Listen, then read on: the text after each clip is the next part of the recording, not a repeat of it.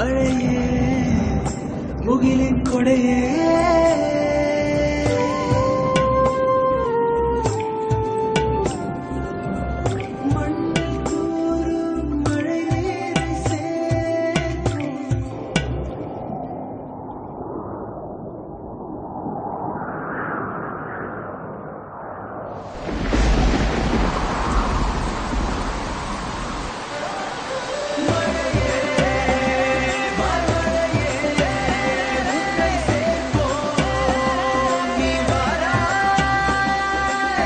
என்னோட மழை, என்னோட மழைய நான் சேகரிக்கிறேன். உங்களோட மழைய நீங்க சேகரிக்கிறீங்களா? தமிழக அரசோட மழை நீர் சேகரிப்பு திட்டத்தின் மூலமா நீங்க மழைய ரொம்ப சுலபமா சேகரிக்கலாம். இத வடிவமைக்கிறது ரொம்ப சுலபம். உங்க வீட்டு மாடி கூரையில தேங்குற மழைய இந்த மாதிரி குழாய் மூலமா நீங்க சேகரிக்கலாம். குறைஞ்ச செலவுல உங்க வீட்டு சுவரை ஒட்டி 1.5 அடிக்கு தொட்டி கட்டி அதுல மண்ணையும் கூழாங்கற்களையும் நிரப்பி மழை நீரை வடிய விட்டுட்டீங்கன்னா உங்க வீட்டு மழை நேரா உங்க நிலத்துக்கும் கிணற்றுக்கும் போயிடும். மழை இல்லாத காலங்கள்ல அந்த நிலத்தடி நீர் உங்களோட தாகத்தை தீர்க்கும். மழை நீர் சேகரிப்பதின் மூலமா பல பயன்கள் இருக்கு. குடிநீரோட தரம் குறையாம சுவையான குடிநீர் கிடைக்கும். கோடை வெயில் காலங்கள்ல நிலத்தடி நீரின் அளவு குறையாம தேவையான அளவு குடிநீர் கிடைக்கும். அதனால உங்க வீட்டு மழைய ஒரு சொட்டு கூட வீணாக்காதீங்க. ஏன்னா அது உங்களோட மழை, உங்களோட சொத்து. மழை நீரை சேகரிப்போம், மகிழ்ச்சியை சேகரிப்போம். இது ஏன் மழை. என் மழைய நான் சேகரிச்சிட்டேன். உங்களோட மழைய நீங்க சேகரிச்சிட்டீங்களா? அன்புள்ளங்களே, சில நிமிடங்கள் தான், கொஞ்சம் கேளுங்க ப்ளீஸ்.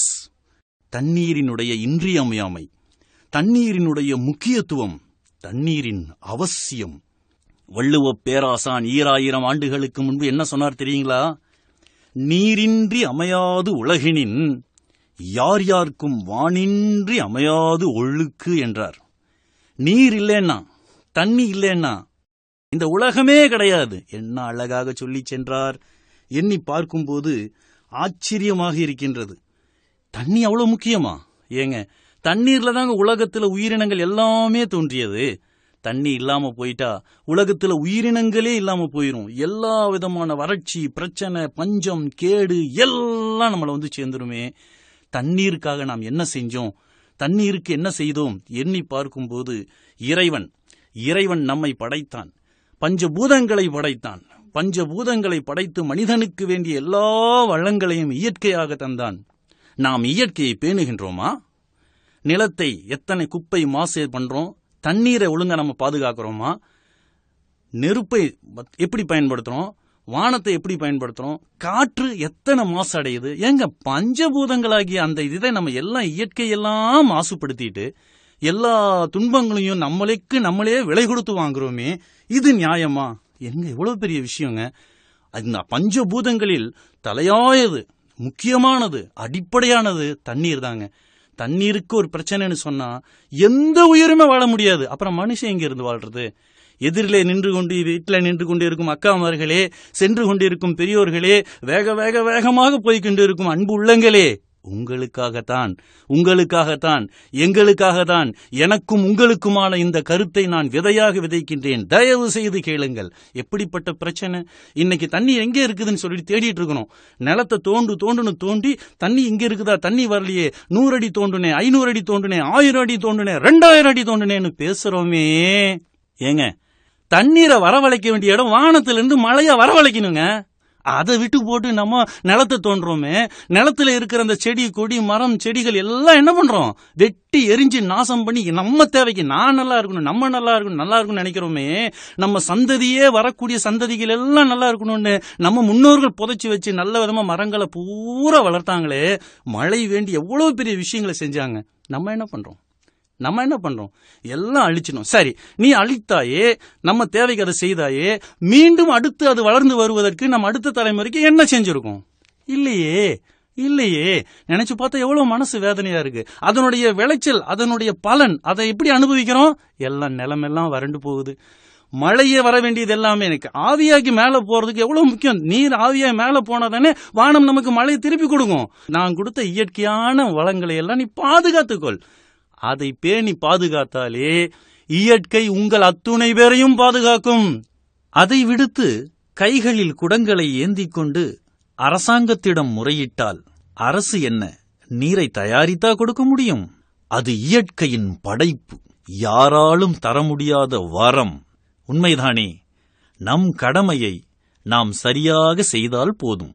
இது ஒரு தேரு நிலைக்கு வரணும்னு சொன்னா ஊர் மக்கள் எல்லாம் கூடி வடம் பிடிச்சி இழுக்கணும். ஊர் கூடி தேர் இழுப்பதை போல தண்ணீரை பாதுகாக்கிறது நம் அத்துணை பேருக்கும் கடன். வள்ளுவ பேராசான் என்ன சொல்லுகின்றார்?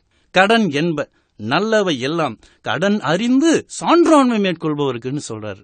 தமிழ்நாடு குடிநீர் வடிகால் வாரியம் லட்சக்கணக்கான துண்டு பிரசுரங்களை போட்டு மக்களுக்கெல்லாம் இந்த தகவல் போய் சேரட்டும், இந்த செய்தி போய் சேரட்டும், எப்படியாவது ஒரு விழிப்புணர்வை ஏற்படுத்துவோம் என்று சொல்லிதான் ஒவ்வொன்று செஞ்சிட்டு இருக்கிறாங்க. குடிநீர் சேமிப்பு அதனுடைய அத்தியாவசியம், அது குறித்த விழிப்புணர்வு 4 பேருக்கு பயனுற செய்யக்கூடிய நல்ல செயல் உண்மையில் இறைவனுடைய வாழ்த்தோடு எதிர்காலம் சுபிட்சமாக வளரட்டும். மரம் வளர்ப்போம். சின்ன சின்ன விஷயங்கள்ல இருந்து நாம் தெளிவு பெற்றுவிட்டால் உன்னதமான ஒரு உயர்ந்த நிலைக்கு நம் மனித வாழ்க்கை மலரும்.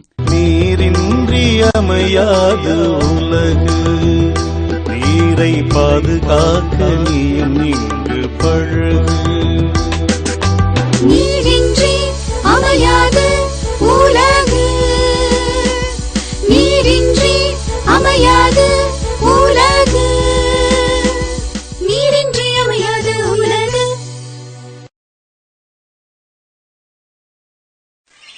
எலே குமரா,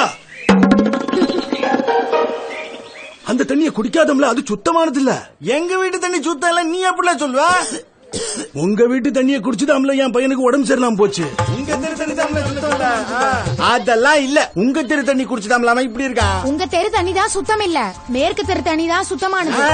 வடக்கு தெரு தண்ணி தாம்ல சுத்தமானது.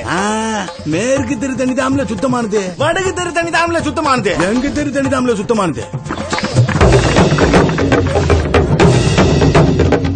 என்னல அங்க கூட்டம், என்னல பிரச்சனை? இல்லையா, வடக்கு தெரு தண்ணி சுத்தமா இல்ல மேற்கு தெரு தண்ணி சுத்தமாங்கிற பிரச்சனை. அது எப்ப நீ தீர்மானிக்கலாம்? நாட்டமா நான் எதுக்கு இருக்க? அந்த 2 தண்ணியும்